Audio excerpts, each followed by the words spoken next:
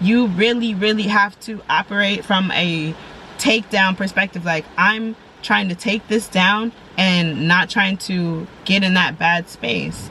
So I'm gonna go and attack it, and it's gonna be hard because it could happen tomorrow and I'll have to do all of this all over again.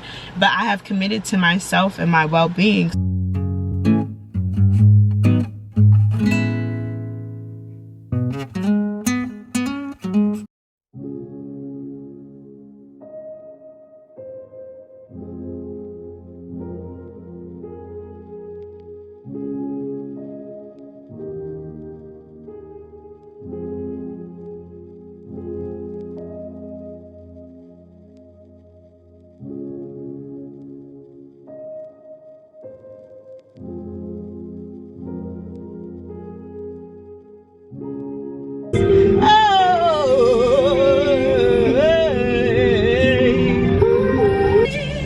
That speak the word and you will be healed in the Lord. Oh,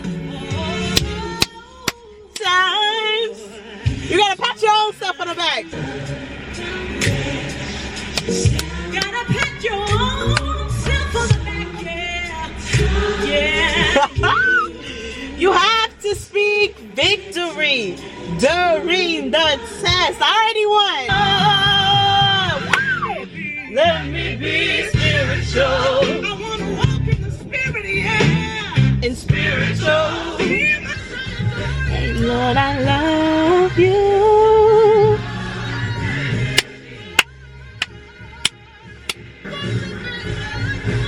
This is the point where I normally cry. This is the point where I normally realize that it's nothing to worry about. Okay, so hi blossoms. I haven't said anything to you guys yet, but we're being very intentional today about our anxiety and attacking it at the head. I noticed it, I'm handling it, and here we are. So I feel like normally music is enough. I can encourage myself through music and prayer normally. Sometimes it's not though. My heart's racing. I feel like tight. Like it's weird. The thing about anxiety is like no matter how long you go through it, I feel like it's always kind of hard to explain. But Wim Hof breathing really helps me, and so that's what I'm about to go set up and do. And then we're gonna really get into the tea, baby, because anxiety is so beneath us and I just want to talk to y'all about it. So let me breathe, let me shake it off, and then I'll be in a better space to talk to y'all. So if you guys are interested in doing the Wim Hof breathing, all you have to do is type in Wim Hof into YouTube, and this is a video that I watch. So yeah, I'm gonna do the full round and then we'll talk. Breathe out, breathe in, breathe out. Just go with the flow of the breath. Out, in, out. Moment. Breath in and hold for 15 seconds. In 3, 2, 1. Let it go. I feel like myself again. If you've never done Wim Hof breathing or fire breathing, you're gonna feel like you might pass out at first. At least I did. But then after a while, it just starts to feel so good, so freeing. I don't know how I ever had anxiety without knowing about Wim Hof, honestly. It really just centers you. Like, you feel so freaking good. You might feel like you're gonna suffocate or you can't breathe during it because it's interval breathing, but just push yourself through, allow your body to literally fully relax. It's like a nervous system reset. So yeah, you guys, let's talk a little bit about my routine. I woke up with some lingering anxiety. It wasn't the worst, but it was definitely there. And I immediately, now I can recognize it. My anxiety looks a lot like future tripping, looks a lot like inadequacy, that turns into just constant spiraling in my head, which then leads into procrastination, and I don't do anything.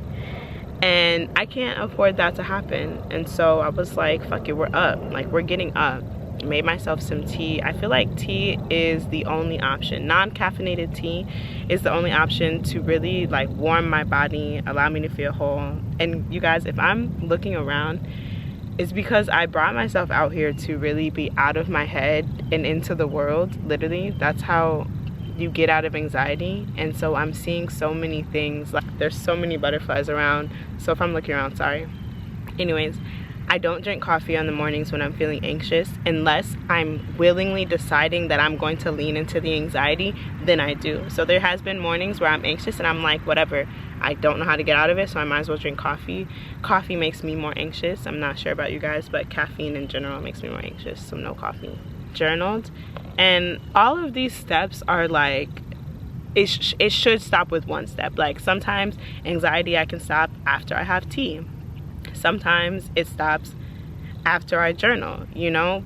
But today I had to go all the way through to the end, which I could have just started with Wim Hof, but I needed to get outside. For me, I feel like my anxiety sometimes stems from circumstance, and so being in my apartment is like making me even more anxious, causing me to think even more about the future, about where I am in life, and so I needed to get out.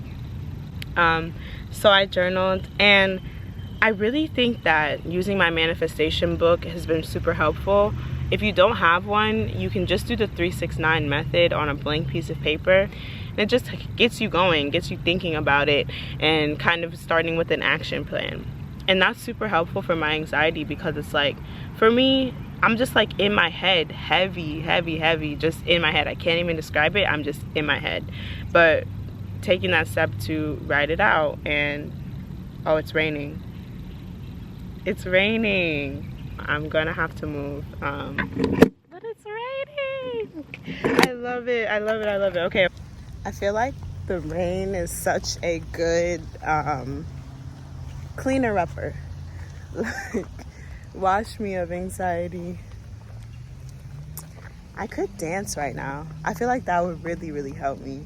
I think if you haven't implemented dancing in your anxiety takedown routine, you should consider it.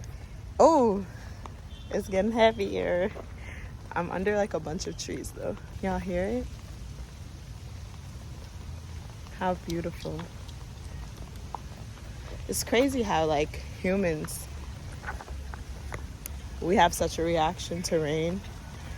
Like everyone's heading back to their cars and everything like that, but the butterflies are still moving. Oh, it's getting really hectic. It's getting really hectic. Butterflies are still flying, because this too shall pass. I feel like nature is our greatest teacher, bro. Like, it really can teach you about perspective. Like, this could ruin me, but I could easily go into nature and see how this is feeding them. And they're so much brighter and greener, the plants. It's a perfect lesson on perspective.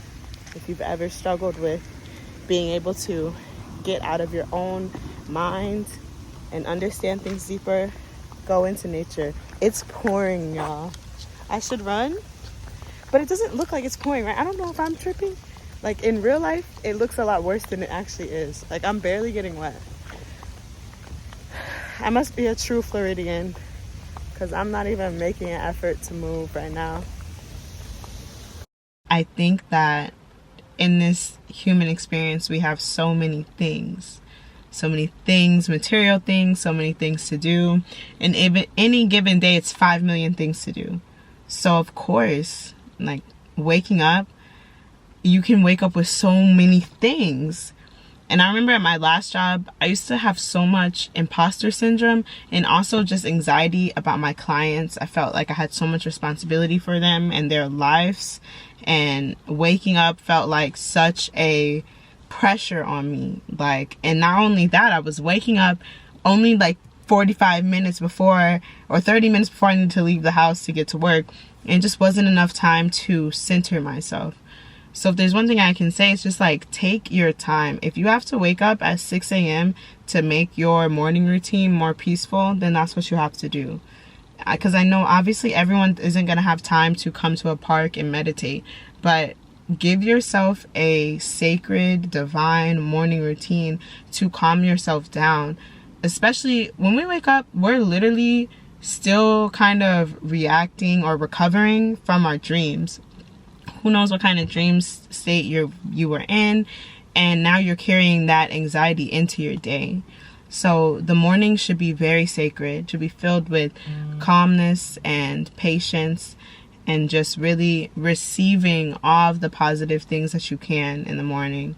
You just need to, you have to slow down. You have to slow down. And I can't say anything else besides slow down, because those things will be there. Whether you're trying to go fast to get to them or slow, they're still going to be there. So if fast is putting you in a terrible or an anxious mind state, then attack it slowly.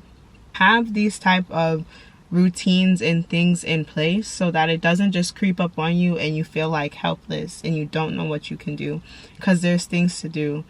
Another thing that I do that I haven't mentioned is I'll tap my chest like this and go ah. I don't know, whatever sound I make, and it really helps me to center myself. Clapping a lot really helps.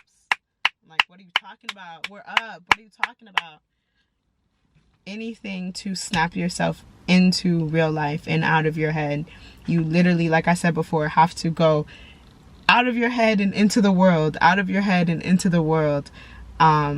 And it doesn't have to be like worldly world. Make it your spiritual practice. Find a way to center yourself into your natural true being.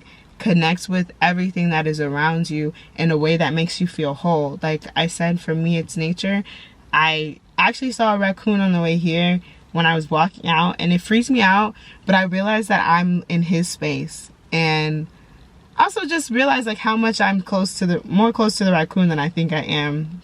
Same with the squirrels. I don't like furry, skirtly animals like that, but I did have a chance to observe them from far and kind of see like they just be chilling. Like, they really cool. They just be chilling. And yeah, I think that those butterflies though really did it for me. I learned a lot from the way that they continue to move and glide and be amongst all this chaos.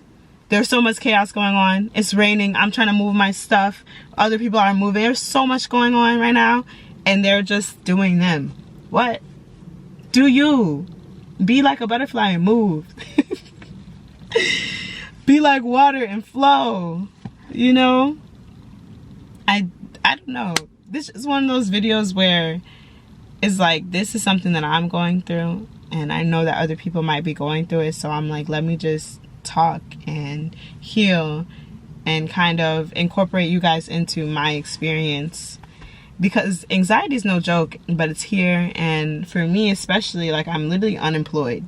So I wake up all the time anxious, but also I used to wake up all the time anxious before when I was employed, because I felt like a real life imposter. And it wasn't until I started really slowing down, being intentional, having a plan, just deciding that it is what it is, you know? I don't have any control over anything. And sometimes that makes me have anxiety, but sometimes that's also such a healing thing. Like, if I don't have any control, how can I use that to manage my emotions, you know? Just find it in yourself to be present and eliminate that need to fixate on everything that's going on in your head. There's so much life out there to be lived, to be observed. There's so many things happening, and I think that we spend a lot of our time focusing on moments that don't exist, that literally doesn't exist anymore. And that's just ego trying to have me feed into some type of negative role. There's a way that you can escape your mind and be present in real life, and you have to be in this moment though. You can't be worried about what am I doing later today, all the things I have to do. Those things will come, those things will go. Same with the future, my house, my move, my graduation, all of these things, they will come. Today is today, baby. Today is today. You really, really have to operate from a takedown perspective. Like, I'm trying to take this down and not trying to get in that bad space. So I'm gonna go and attack it, and it's gonna be hard because it could happen tomorrow and I'll have to do all of this shit all over again. But I have committed to myself and my well-being, so I'm going to do it again. If it comes up, I'm gonna do it again. So I just wanted to share this morning routine with you guys. I'm just talking